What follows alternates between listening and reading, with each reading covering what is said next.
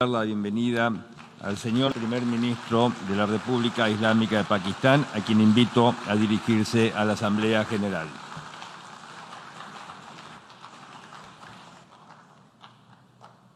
Bismillah ar-Rahman ar-Rahim. Iyyaka na'budu wa iyyaka nasta'in. Mr. President, Honorable बिस्मिल्लाहिर्रहमानिर्रहीम इय्याका नाबुदु व इय्याका नस्तईन। Excellencies, जनाब सदर, इज़्ज़त माब सेक्रेटरी जनरल, काबिल एहतराम कायदीन और ख़वातीन व हज़रात, मैं आज इस फोरम पर बात करना अपने लिए एजाज़ समझता हूँ, जहाँ हमें दुनिया को दरपेश मसाइल पर बात करने का मौका मिलता है। मैं बहुत सारे मसाइल पर बात करना चाहता हूँ, मगर आज मैं सिर्फ 4 इंतहाई अहम मसाइल पर बात करूँगा, जिनकी वजह से मैं आज यहाँ पर आया हूँ। हमें कई संजीदा मसाइल का सामना है।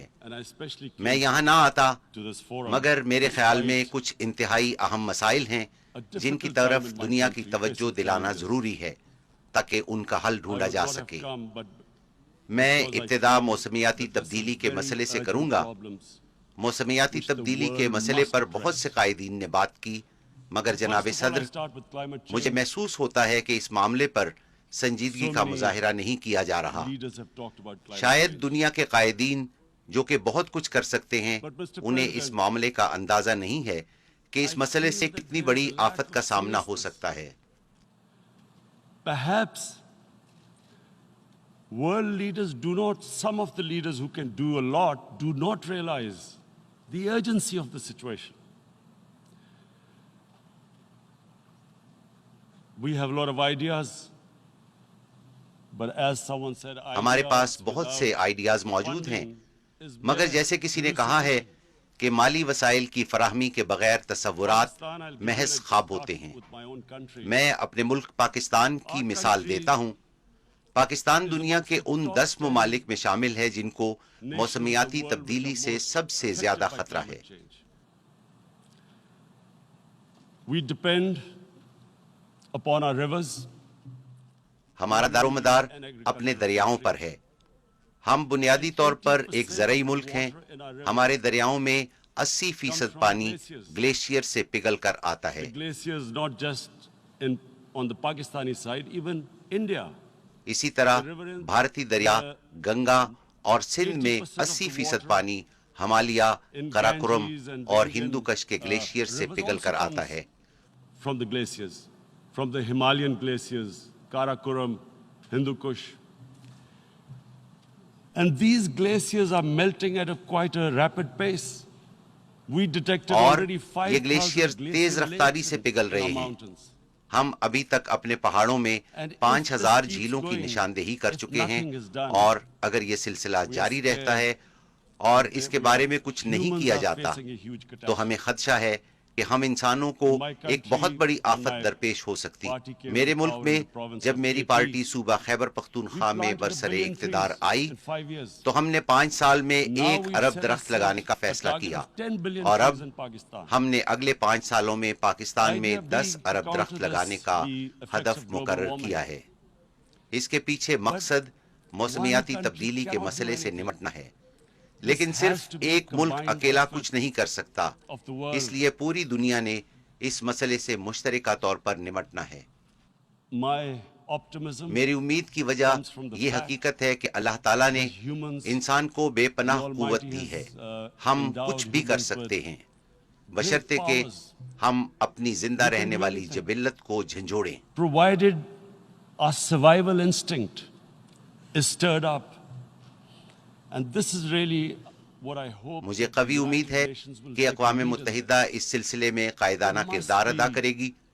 इस पर ज्यादा से ज्यादा जोर देना चाहिए।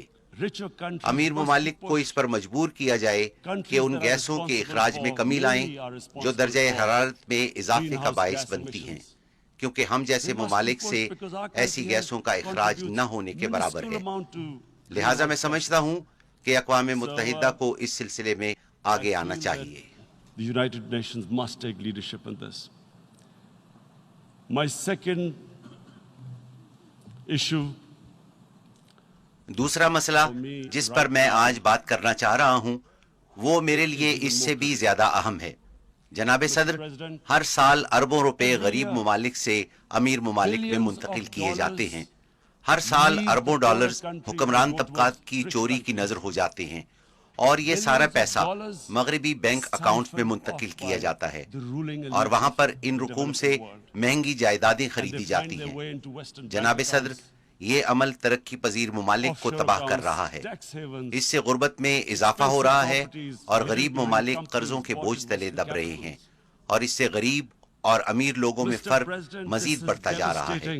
The developing world. This is causing more poverty, deaths. It's impoverishing the developing world. The difference between rich and poor countries is growing because of this. Money laundering, which money laundering اس وجہ سے ہو رہی ہے کیونکہ غریب ممالک سے امیر ممالک میں ہونے والی منی لانڈرنگ کو ویسے نہیں سمجھا جاتا جیسے منشیات سے حاصل کیا گیا پیسہ یا دہشت گردی کی مالی معاونت کے لیے استعمال ہونے والی مالی وسائل پر دنیا کی نظر ہے۔ غریب ممالک کو جس طرح اپنے با اثر طبقات لوٹ رہے ہیں، اس کو کوئی جرم تصور ہی نہیں کرتا۔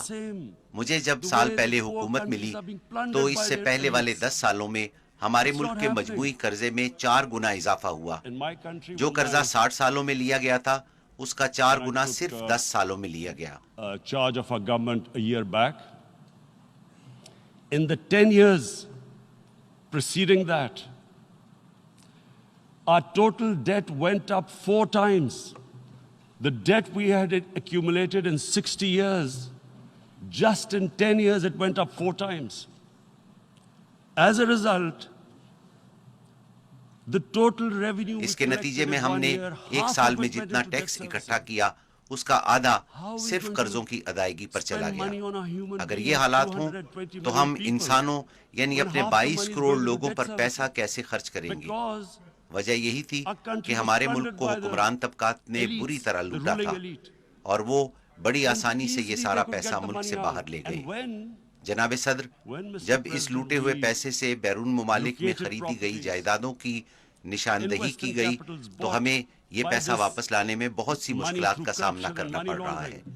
ہم یہ پیسہ واپس لا کر اپنے لوگوں پر خرچ کر سکتے ہیں، مگر اس سلسلے میں بہت سی مشکلات درپیش ہیں۔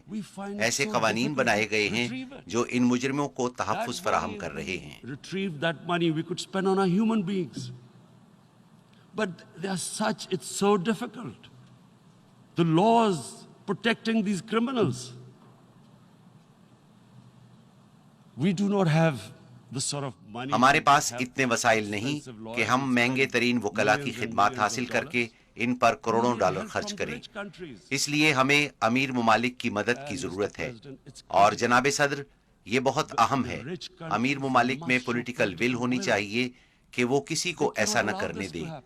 غریب ممالک انسانی ترقی جسے اقوام متحدہ SDG کا نام دیتی ہے پر پیسے کہاں سے خرچ کریں گے؟ لہٰذا امیر ممالک کو چاہیے کہ وہ اب اس بارے میں کچھ کریں۔ وہ ایسے اقدامات کریں کہ کرپٹ حکمرانوں